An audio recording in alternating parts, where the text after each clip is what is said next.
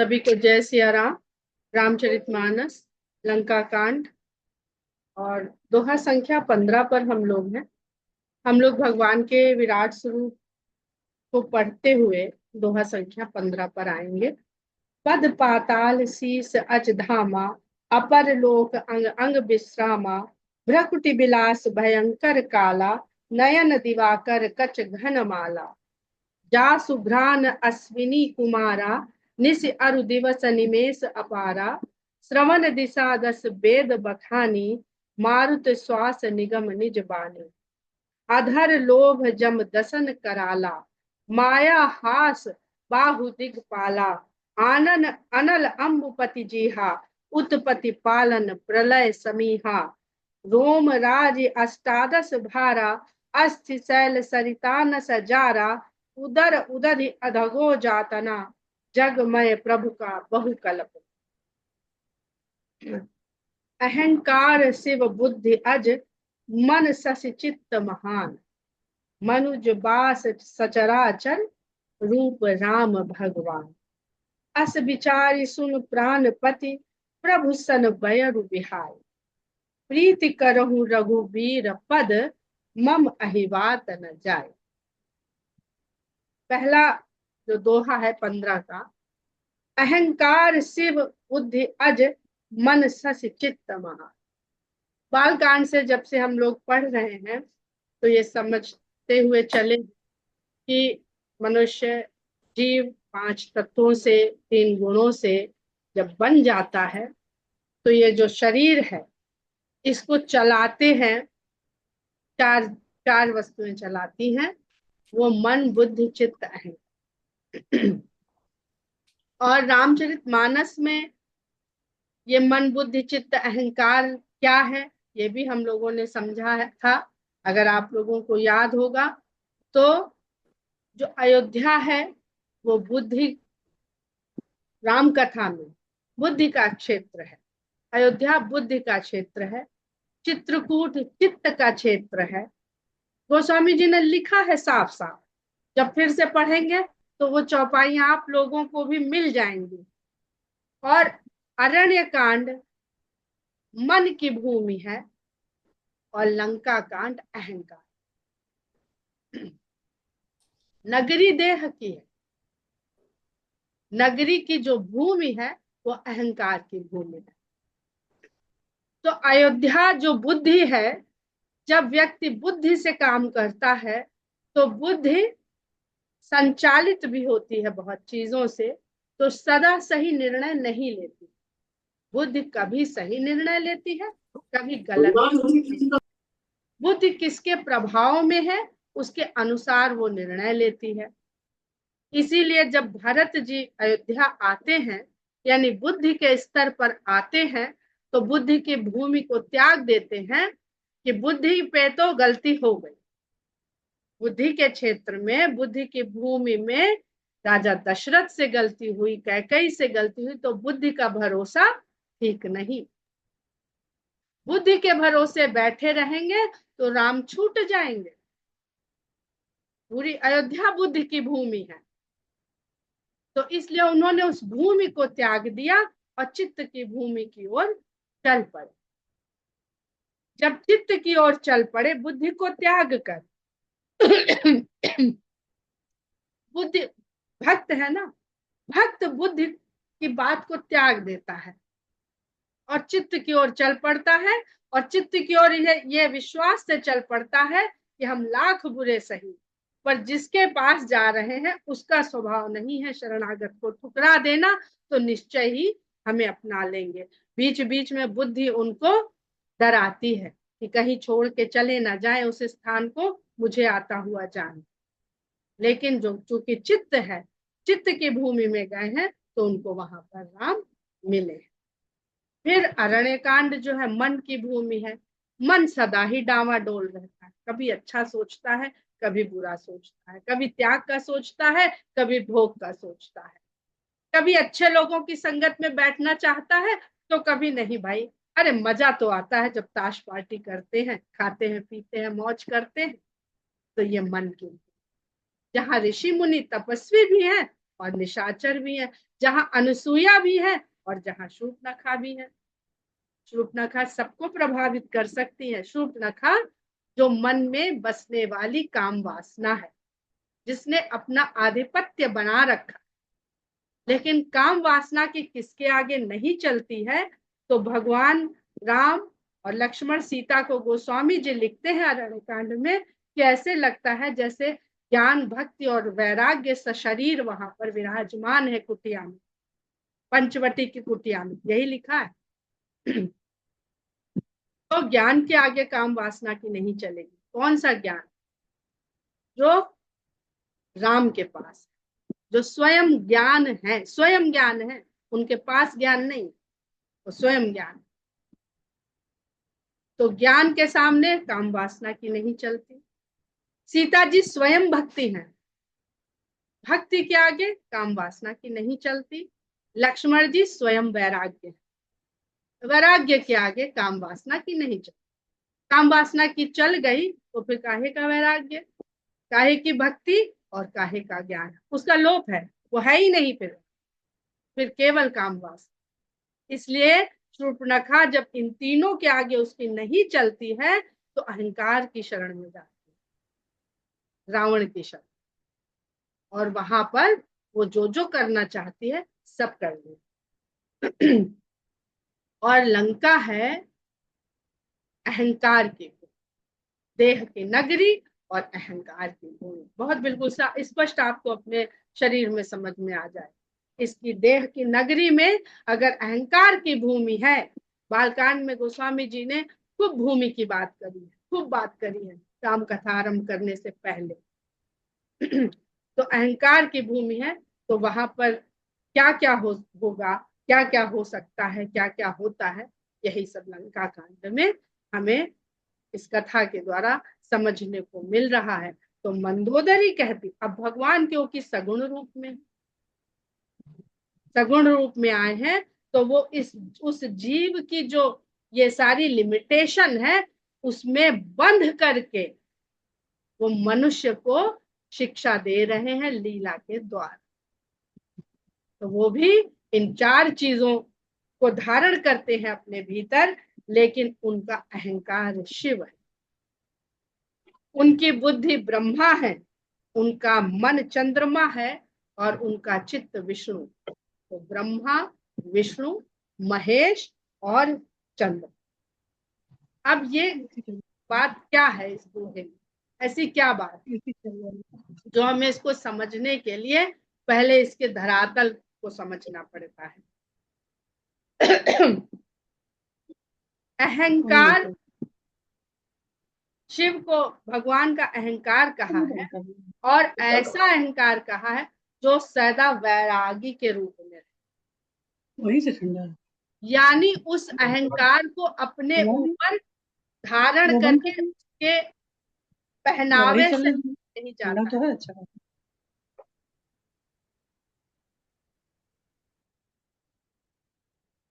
अहंकार के आवरण से वैराग्य ढकने नहीं पाता है। कर्म करने के लिए अहंकार को धारण करना पड़ता है, नहीं कर्म नहीं कर सकते हैं। ये कह ही नहीं पाएंगे कि हमने किया, हमने किया, तो हमें कहना पड़ेगा, नहीं कहेंगे पर भीतर से तो स्वीकार तो करना पड़ेगा ना कि हम खाना बना रहे हैं, अपने आप नहीं बन रहा है खाना। तो ये धारण हो गया भीतर, लेकिन धारण तो भीतर हो गया, ऊपर से हमारे छाने नहीं पाए। अब इसको धनुष के द्वारा गोस्वामी जी पहले ही समझा चुके हैं कि किस प्रकार त्रिपुरासुर के वध के लिए शंकर ने इस कार्य को करने के लिए अपने आप को प्रस्तुत करते हैं, और कार्य हो जाने के पश्चात उस धनुष को त्याग देते हैं कि इसको लादे रहेंगे कि अब तो ये मेरा हो गया। तो अहमता के साथ ममता का भाव जुड़ने नहीं देते। अहमता तो है पर ममता नहीं, और छोड़ देते। अब छोड़ देते हैं तो जो होना हो वो। तो इस प्रकार शंकर किस प्रकार भगवान का अहंकार है उन्हें एक ही अहम भाव है कि मेरे राम, ऐसे मेरे राम है कि इतनी प्रिय पत्नी सती को त्यागने में एक क्षण की देर नहीं लगा, ऐसे अहंकार है। तो भगवान को भी इस बात का है कि मेरा भक्त जो शंकर जैसा है वैसा कोई नहीं। और शंकर ऐसे, दोनों ने ये बात एक दूसरे से कही है, चौपाइयां हैं इसकी। तो मुझे लगता है कि अब आपको समझ में आ गया होगा। और बुद्धि कुछ भी करने के लिए, निर्माण करने के लिए, रचने के लिए बुद्धि पहले चाहिए। बुद्धि ब्रह्मा जी है। अब देखिए, ब्रह्मा जी को बुद्धि दी तो बुद्धि को अहंकार नहीं दिया। रावण में क्या है?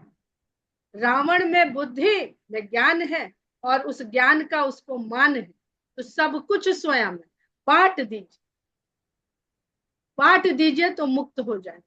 तो जो रचना कर रहे हैं वो खाली रचना कर रहे हैं, उनको उस बात का अहंकार नहीं कि हम रचना। तो बुद्धि ब्रह्मा जी हैं और अहंकार शंकर जी हैं। और विष्णु को महान कहा है।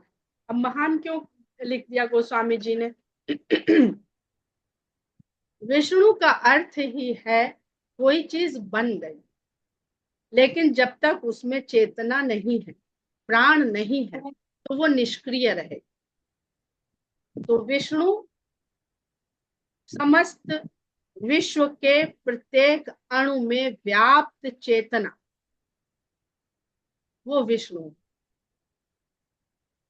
तो जितना भी ब्रह्मा जी बना रहे हैं वो चित्त, तो चेतना का वास कहाँ होता है? चित्त में होता है। हम उस चेतना को भूल जाते हैं, हम अहंकार के कारण बाकी सब चीजें देखने लगते, श्वास देखते हैं, प्राण देखते हैं, शरीर देखते हैं, इंद्रिय देखते हैं, सब कुछ देखते हैं, पर चेतना, उत्तरकांड में इसका बहुत सुंदर है कि जड़ और चेतना में जब ग्रंथि पड़ती है, उत्तरकांड में फिर समझिएगा इसे, जड़ और चेतन में ग्रंथि डाल के उसे जोड़ा जाता है। तो जब ग्रंथि पड़ जाती है तो जड़ ही जड़ दिखता है, चेतना उसमें भीतर खो जाती, वो दिखाई नहीं देती। अभी इतना मान के चलिए कि विष्णु उस चित्त में व्याप्त चेतना है भगवान राम की, और मन शशि, मन जो है वो चंद्रमा है। मनुज बास सचराचर रूप राम भगवा, जो ऐसे भगवान राम हैं, उन्होंने ही मनुष्य के रूप में यहाँ पर निवास किया है इस देह में। जिसको आप एक मनुष्य समझ रहे हैं, उस देह में वास उन राम भगवान का है, जो चर अचर सब में वही व्याप्त है। ये भगवान की व्यापकता का दोहा है। और इसको जैसे ही आप किसी सीमित में बांधने की कोशिश करेंगे, आप भ्रम में पड़ जाएंगे। क्योंकि जो आत्म शब्द है, जो आत्मा शब्द है, या जो अध्यात्म शब्द है, अध्यात्म और अध्यास ये दो शब्द होते हैं। इस पर फिर बाद में कभी चर्चा करेंगे। अध्यात्म जो है वो हमें आत्मबोध की तरफ बढ़ाता है, और आत्म को समझना, आत्म को समझना, ये भी हमें सीमित करता है। वो आत्मबोध हो जाए जो यहाँ लिखा है कि मनुज बास सचराचर रूप राम। अगर हम ये देख लें कि सब में हम हैं और सब हम में है, तो क्या समाप्त होता है? द्वेष। हम स्वयं को समझते हैं और बाकी चीज को पृथक समझते, अपने को हमने बहुत अच्छा समझ लिया, हम भगवान का अंश है हमारे अंदर, हम वहां से आए हैं, हमको भगवान में ही जुड़ना है। तो ऐसा करते समय क्या हम पृथक कर रहे हैं? ये द्वैतवाद है। गोस्वामी जी द्वैत और अद्वैत को ऐसे गूंथ देते हैं कि समझने वाले को ही समझ में आता है, बाकी भ्रम में पड़ जाता है कि द्वैत में जाए कि अद्वैत में जाए। गोस्वामी जी के बारे में लिखने वाले बड़े प्रेम से लिख देते हैं कि द्वैतवादी कवि, द्वैत सिद्धांत के समर्थक हैं। लेकिन राम भगवान जो है वो यहाँ पर गोस्वामी जी बता रहे हैं, मंदोदरी बता रही है रावण को कि जिनमें सब व्याप्त है और जो सब में व्याप्त है, तो उनका द्वेष किसके साथ? कोई द्वेष नहीं।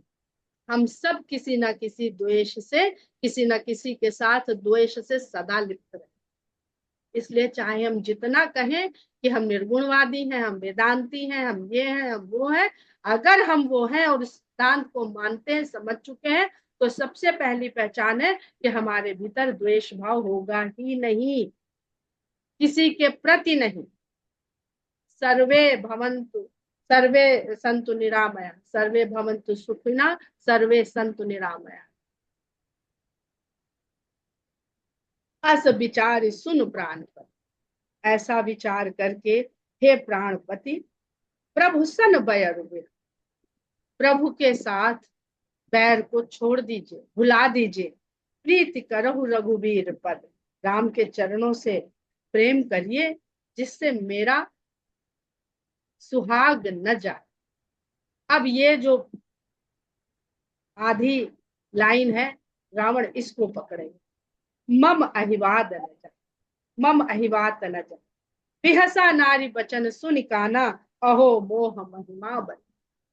मंदोदरी के वचन सुन करके रावण हंसा और कहता है कि मोह की महिमा बड़ी बलवान है। देखिए, मोह और लोभ, ये दोनों में बहुत सगा संबंध।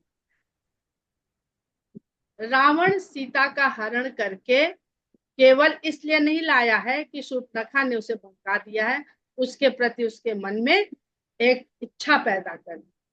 अगर खाली ये कारण होता तो गोस्वामी जी कदापि बालकांड में नारद का प्रसंग न रखते, जहां पर नारद ने लक्ष्मी जी के हाथ में जब रेखा देखी कि इनका जो वर्ण करेगा वो त्रैलोक स्वामी होगा, उसको संसार में कोई जीत नहीं सकेगा, उसकी सब लोकों में प्रभुता कायम रहेगी। वो लिखने का तात्पर्य ही ये है कि रावण भी बड़ा ज्ञानी है, बड़ा ज्योतिषी है। वो जानता है कि सीता साक्षात शक्ति है, वो भक्ति नहीं देख रहा, वो सीता को साक्षात शक्ति मान, और शक्ति उसके पास आ जाएगी तो वो ईश्वर हो जाएगा, भगवान हो जाएगा, उसको वो पद प्राप्त हो जाएगा, ईश्वर को जो पद प्राप्त है। तो ये जो लोभ है, ईश्वर हो जाने का लोभ, उसने उसके मन में सीता के प्रति मोह पैदा किया। उसे सीता से प्रेम नहीं है इतना, उसे लोभ हो गया है।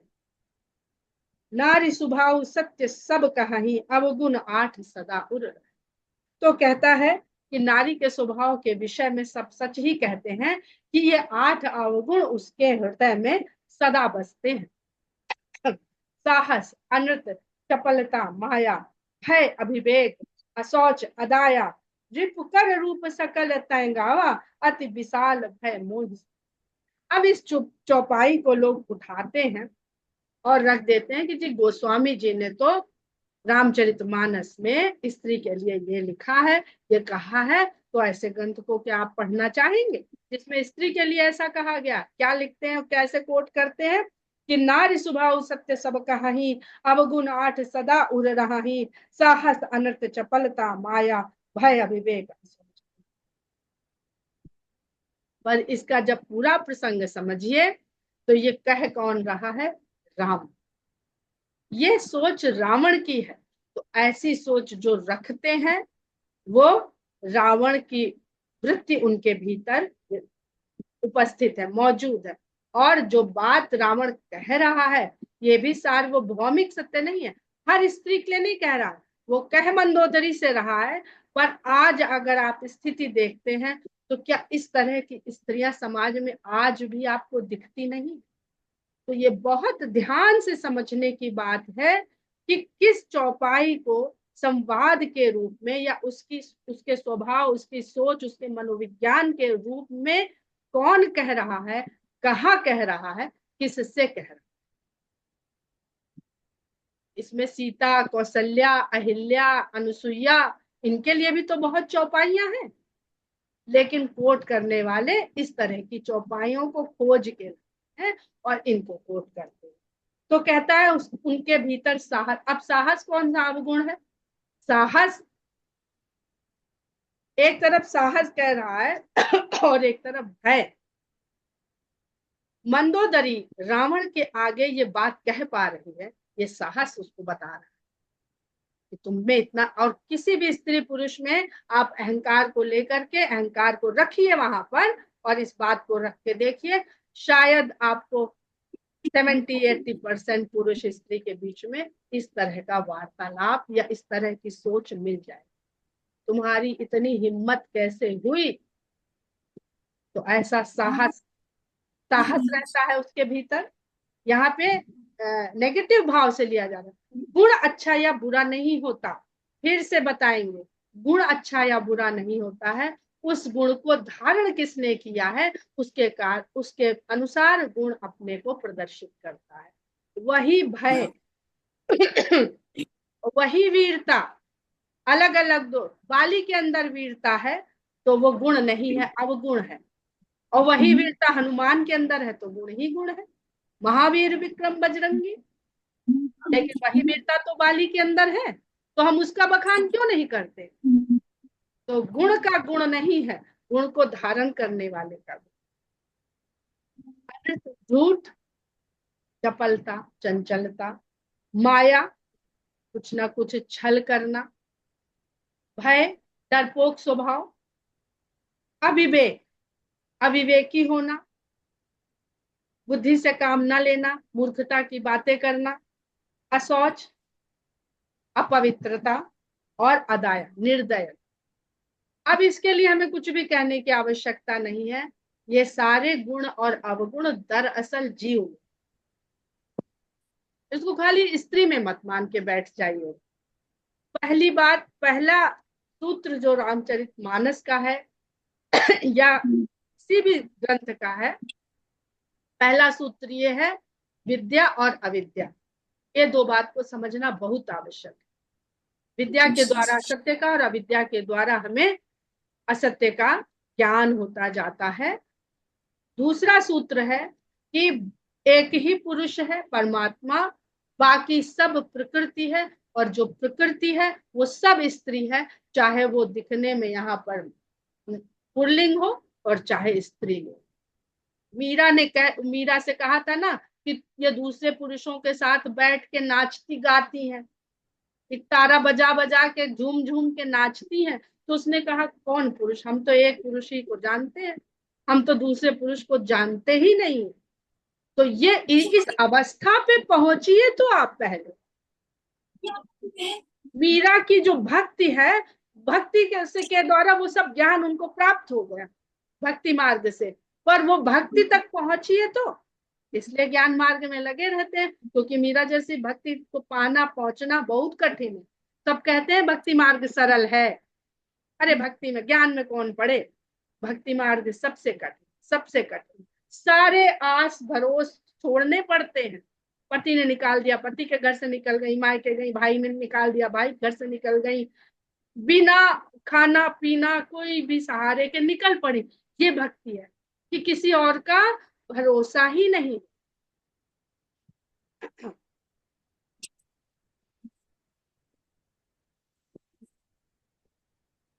और निर्दयता, निर्दयता की तो बात ही क्या करें, रोज अखबार रंगे पड़े हैं आजकल स्त्रियों की निर्दयता से, कहने की आवश्यकता ही नहीं।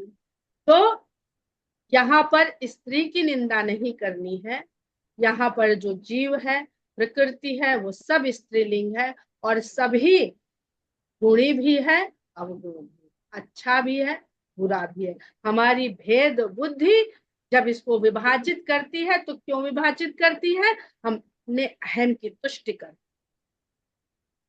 पुरुष तुष्टि करता है कि स्त्रियां ऐसी होती हैं, और स्त्रियां तुष्ट करती हैं कि पुरुष ऐसे होते। कल एक कार्यक्रम में थे अपराजिता, वहां बड़ी बातें हो रही थी, बहुत अच्छी बात है, क्योंकि संतुलन बिगड़ा है, इसलिए इस तरह के जागरूकताओं की आवश्यकता है। जहां भी शोषण होगा वहां एक न एक दिन जागरूकता फैलाने के लिए आगे किसी को आना पड़ेगा। लेकिन हम ये बिल्कुल भूल चुके हैं कि समान भाव होना है, समान आदर एक दूसरे के प्रति होना है, यही सच्चा संतुलन है, यही अर्धनारीश्वर स्वरूप है, यही हमारे शंकर भगवान हमें अपने स्वरूप के द्वारा दिखाते हैं, सिखाते हैं।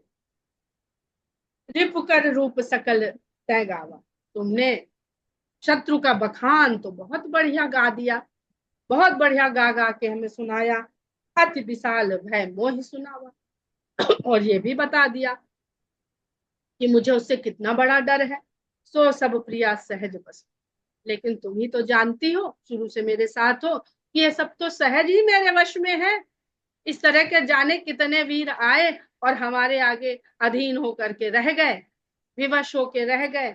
समुझ परा प्रसाद अब तो तुम्हारी कृपा से अब मुझे ये फिर से समझ में आया है कि तुम ये तो उसका गुणगान नहीं कर रही हो, तुम बता रही हो ऐसे ऐसे गुण वाले, ऐसे ऐसे बल वाले, ऐसे ऐसे ये सबको आप जीत चुके हैं। तो ये क्या है आपके आगे? मम अहिबात न जाए, तुम्हारा सुहाग नहीं जाएगा। तुमको ये विश्वास है कि तुम्हारा सुहाग नहीं जाएगा। इस प्रकार तुम जो है मुझे मुझे याद दिला रही हो, जानी उपरिया तोरी चतुराई, मैं तुम्हारी चतुराई को समझ रहा हूँ। कह विद कहो मोरी प्रभुताई, इस प्रकार तुम मेरी प्रभुता का ही वर्णन कर रही हो। तब बत कही गूढ़ मृग लोचन, समुझत सुखत सुनत है। तुम्हारी जो बातें हैं वो बड़ी गूढ़ हैं।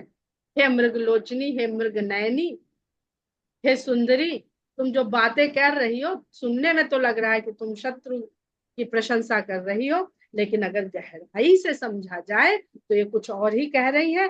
जो समझ लिया जिसने, जब मुझे समझ में आ रही है तो सुखद है, सुख देने वाली है, और सुन लो तो भय छुड़ा देने वाली है। तो तुम मुझे भयभीत नहीं कर रही हो, दरअसल तुम्हें भय मुक्त कर रही हो। मंदोदरी मन महु असठयो, मंदोदरी ने अपने मन में ऐसा निश्चय जान लिया, मान लिया कि पिय ही काल बस मति भ्रम, इनकी मति भ्रम में पड़ चुकी है, इनको सत्य नहीं दिख पड़ रहा है। तो ऐसा लगता है कि अब ये काल के वशीभूत हो चुके हैं। यही विद करत विनोद बहुप्रात प्रकट दस्कंद, इस प्रकार मंदोदरी के साथ हास प्रयास विनोद करते हुए दशकंद को प्रातः काल हो गया। सहज असंक लंक पर, स्वभाव से बिना शंका के रहने वाला लंकापति सभा में अपने मद में अंधा हुआ लंकापति।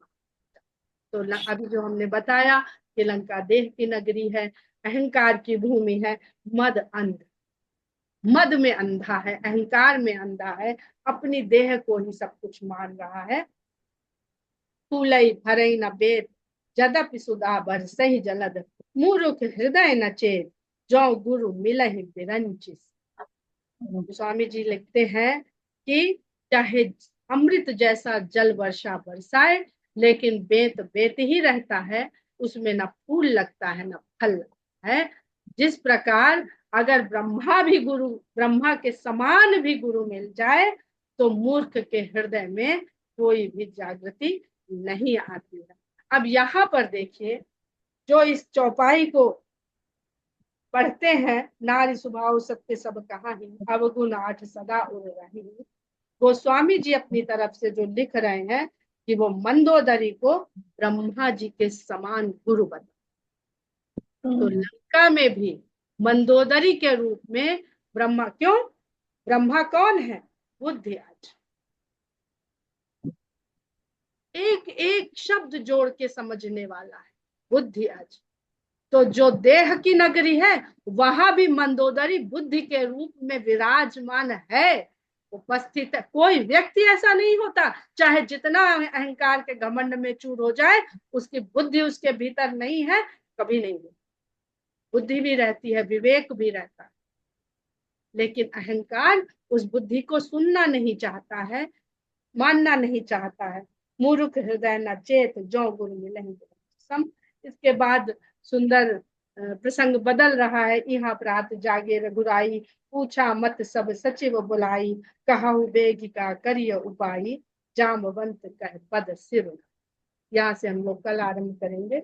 जय श्री राम।